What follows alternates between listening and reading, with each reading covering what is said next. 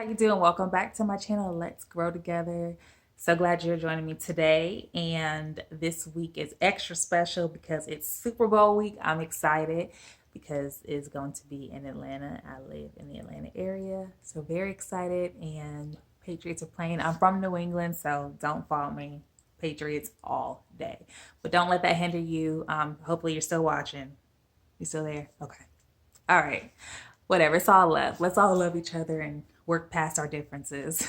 Anyways, so this week on my newsletter, I am talking about using your gifts and why we might be fearful of operating in our gifts.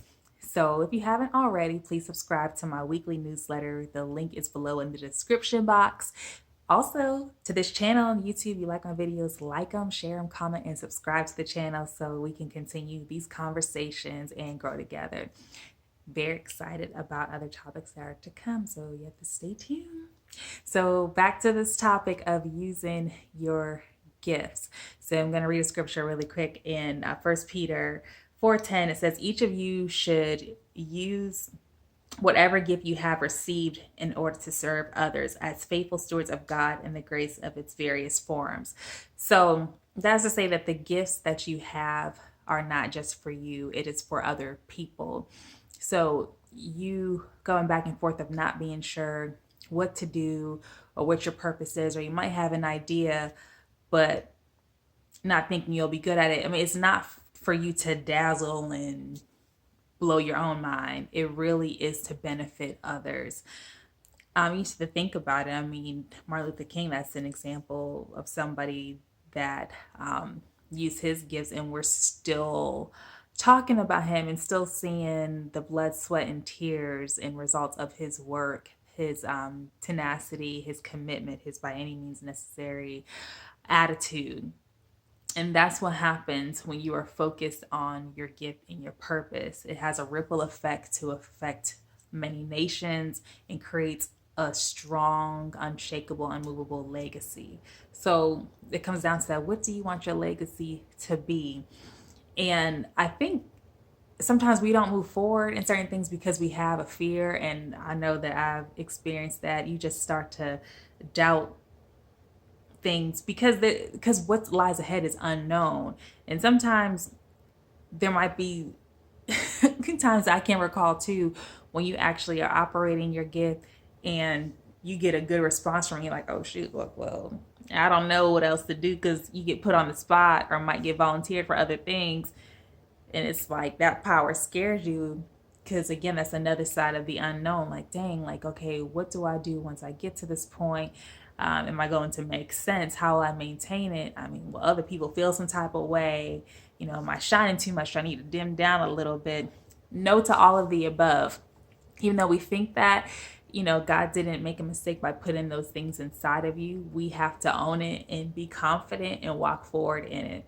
And you have to know, just because you're gifted in something doesn't make you an expert, but you'll realize just like how fluid you'll become when you are intentional about seeking out using your gift, whatever it is. If you're talented in music, writing, speaking, encouragement, organizing, it doesn't matter. I mean, lists and talents, that's an endless list. And we have so many quirky, unique things that we do, but somebody that went to school and paid hundreds of thousands of dollars to learn the things that you do, some things are just innate and you cannot pay any money for it, because it's just that it's a gift.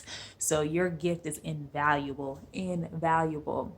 So imagine how much value you're going to bring to others once you actually release it. And don't be afraid of it. You holding on to it, again, that's not your choice and decision. That's why you feel uncomfortable, because you're wrestling with this burden that God put inside you, that purpose burden. That purpose burden. Go ahead and push, release it, and reap the benefits of it by seeing others blessed surrounding you and experience the blessings in your own life. Do not be fearful. God said that so many times in the Bible, in different instances, either when angels showed up or when it was time for Peter walking water. Countless examples. Do not be afraid. He said that so many times because he knows that we are fearing nature when something just seems out of this world or what we're not used to. or that we're called to do something, we're like, I have no idea how to put two and two together in a situation. But that's by no mistake. Everything is a divine appointment. It is going to stretch you and grow you, and that can be uncomfortable sometimes. You're not just going to be in there snapping and trolling around and giving high fives and everything's going to be great, be skipping around. It's not going to be perfect, but it's going to be impactful. The impact that you will have once you decide to use your gifts for the benefit of others and stay focused, it will blow your mind. Don't be afraid of that power. You don't have to explain that power. It is just specifically for you. God is going to direct you every step of the way.